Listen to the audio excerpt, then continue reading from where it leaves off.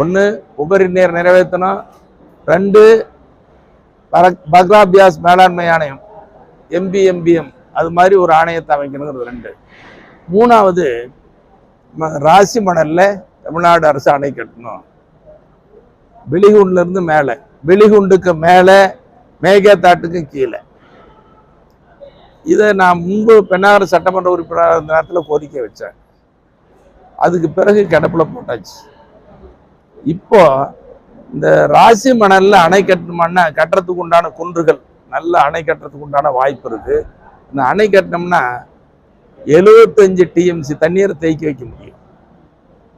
75 TMC தண்ணீர் தேக்கி வைக்க முடியும்.